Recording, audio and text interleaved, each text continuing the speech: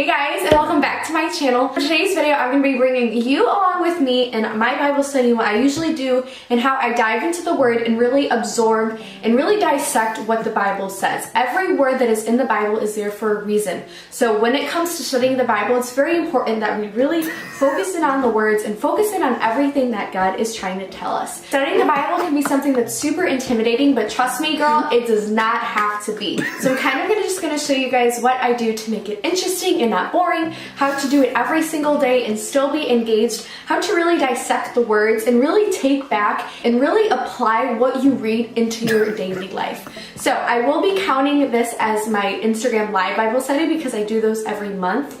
And I realized that this weekend was the first weekend of the month. So I guess this video is just going to count as my Bible study. So yeah, I'm super excited. I hope you guys like this. And if you do, please leave a comment down below, like this video, and also make sure to subscribe. And I can definitely do more of these. And maybe we can even go through some books of the Bible together or something like that. Like we can continuously do a Bible study, maybe like every week or something like that, since I will be uploading more. I just uploaded a mukbang on Friday. So if you haven't seen that already, make sure to check the description box down below because I will leave that for you guys. But I talk a lot about what I have planned for my channel for the next couple of months, since I will be uploading a lot more often. So make sure to check that out. So yeah, let's go ahead and just get right into the Bible study. So before we even dive into the actual study, I have a couple of things that I want to say. So first, I think it's really important that you always start a Bible study with some prayer. I think that is the most important thing to do because you definitely want to get into the mindset and really ask God to open your eyes to whatever it is that He wants you to see and reveal Himself to you. Second thing is I will always have my Bible, a physical Bible with me, and a notebook. Now, there are a couple of different ways you can do this. So the Bible I have is just strictly a Bible. It's not a journaling Bible. So I like to have a journal separate and just write on here. Now, if you have a journaling Bible, of course, you can write directly in your Bible. Now, I like doing that, but I think it's a lot more helpful and more organized when I do it on another journal. I like things to be like aesthetic and look nice. So for me, if everything is written out nice and neatly on here, I'm not so cluttered. If my Bible is too cluttered, I'll have a hard time understanding what I was trying to say to myself. So that doesn't really work for me, but again, it might work for you. So do whatever you would like to do, but those are some different options that you can do.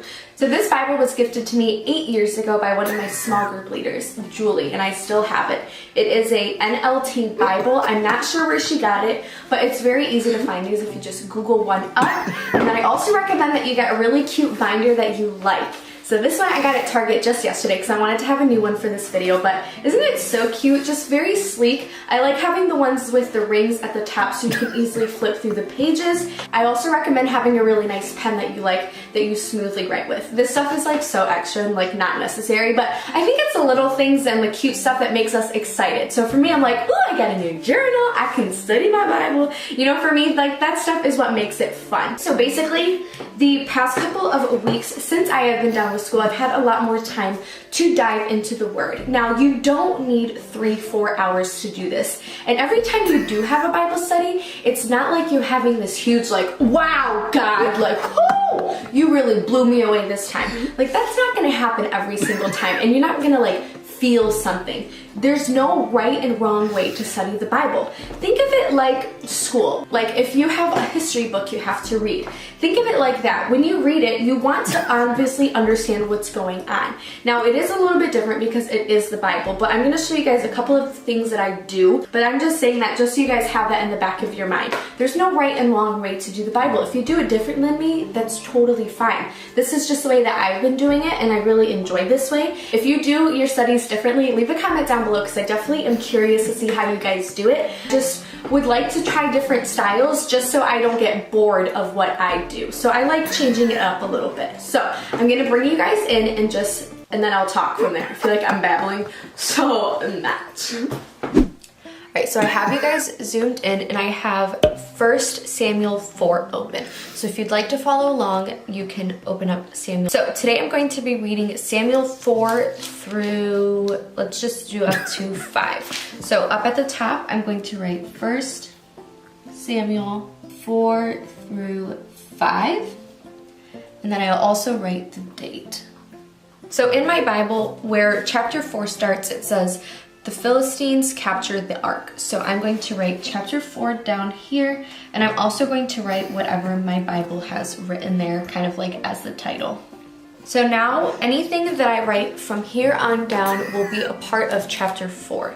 So the things I write down are anything that seems important, anything that I have a question about, maybe some character names, some key things that are going on, anything that seems important or questions or what I don't understand. Maybe there's a word I don't understand why it's there. I'll write it down because then later I can Google it and look up a different translation and stuff like that. So I just note down anything that I think is notable. So let's start.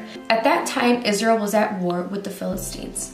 The Israelite army was camped near Benzri, and the Philippines were at El. The Philistines attacked and defeated the army of Israel, killing 4,000 men. Okay, so that's something I definitely think is notable. I'm going to write Philistines. After the battle was over, the troops retreated to their camp, and the eldest son of Israel asked, "Why did the Lord allow us to be defeated by the Philistines?" Then they asked, "Let's bring the Ark of the Covenant to the Lord from Shiloh. If we carry it into battle with us, it will save us from our enemies." So they sent men to Shiloh to bring the Ark of the Covenant of the Lord of Heaven's armies, who is endured between the Serum. Hophni and Phinehas, the sons of Eli, were there also with the Ark of the Covenant of God. When the Israelites saw the Ark of the Covenant of the Lord coming into their camp, their shout of joy was so loud it made the ground shake. So now chapter 6. "What's going on?" the Philippines said. "What's all the shouting for in the Hebrew camp?" When they were told it was because of the Ark of the Lord had arrived, they panicked. "The gods have come into their camp," they cried. "This is a disaster. We have never had to face anything like this before. Help! Who can save us from these mighty gods of Israel? They are the same gods who destroyed the Egyptians with the plague when Israel was in the wilderness. Fight as never before, Philistines. If you don't lose, we will become the Hebrews' slaves just as they have become ours. Stand up and fight like men." So the Philippines fought desperately, and Israel was defeated again. The slaughter was great. 300,000 Israelite soldiers died that day. The survivors turned the field and fled to their tents. The Ark of God was captured, and Hophni and Phinehas, the two sons of Eli, were killed. Okay, so now because I started this kind of at a random chapter, beforehand, these two sons that were killed, that were Eli's sons, God had mentioned a couple of verses ago that they would be killed. So now they were killed. So what God said came true. So that's definitely something that is notable. Now, one thing I do want to say is that I don't always write so much. When a story is going on like this, it's more of you just understanding what's going on more than writing a bunch of stuff. So at the moment, they're kind of just laying out the context. So don't feel like you have to write all this stuff down, because sometimes you just kind of have to understand the story and what's going on. So now at 12, the death of Eli. A man from the tribe of Benjamin ran from the battlefield and arrived at Shiloh later the same day. He had torn his clothes and put dust on his head to show his grief. Eli was waiting beside the road to hear the news of the battle, for his heart trembled for the safety of the Ark of God. When the messenger arrived and told him what happened, an outcry surrounded throughout the town. "What is that noise about?" Eli asked. The messenger rushed over to Eli, who was 98 years old and blind. He said, "Eli, I have just come from the battlefield." This was the very day.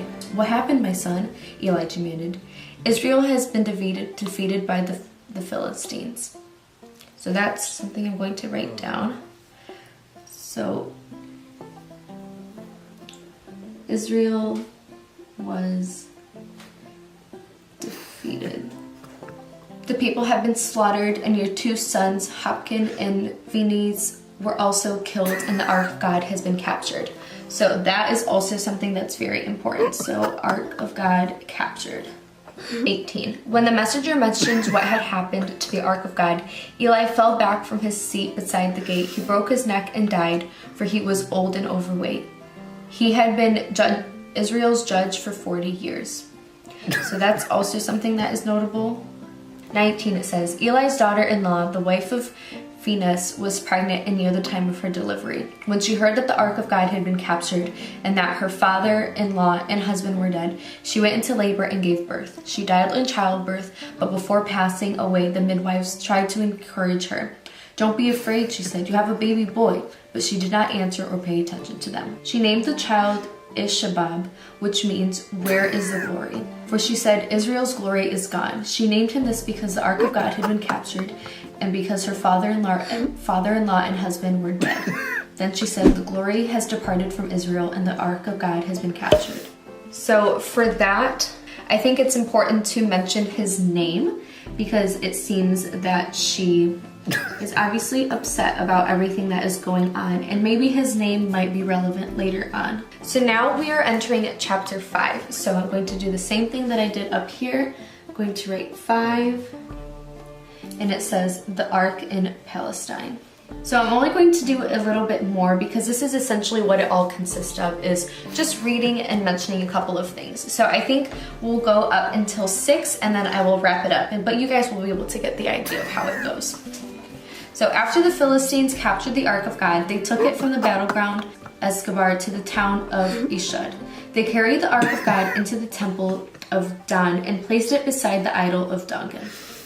But when the citizens of Ashdod went to see it the next morning, Dagon had fallen on his face with the ground in front of the Ark of the Lord.